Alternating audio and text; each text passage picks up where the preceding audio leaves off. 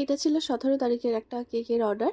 আর যেই দিদিটা cake order দিয়েছিল উনি আমার রিপিট কাস্টমার ছিল, ভীষণ ভালো সম্পর্ক আমার সাথে।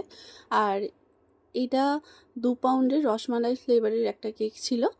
আমি পুরোটা ডেকোরেশনটা দেখাতে পারিনি। ভিডিওর লাস্টে আমি ফটোটা অ্যাড করে দিয়েছিলাম যে ফাইনাল লুকটা কেমন এসেছিল, দেখে আমাকে অবশ্যই জানাবেন। আর ভিডিওটা ভালো লাগলে চ্যানেলটা সাবস্ক্রাইব করে দেবেন, লাইক কমেন্ট শেয়ার করতে কিন্তু ভুলবেন না।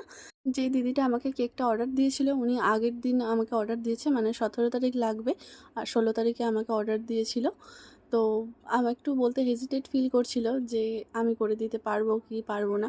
সত্যি বলতে এতটা ভালো সম্পর্ক না, আমি না আর করতে পারিনি। 17 তারিখ আমার প্রচণ্ড চাপ ছিল কাজের, তবুও আমি করেছিলাম। আর এই যে লাস্টে লুকটা এটাই এসেছিলো। কেমন হয়েছে আমাকে জানাবেন।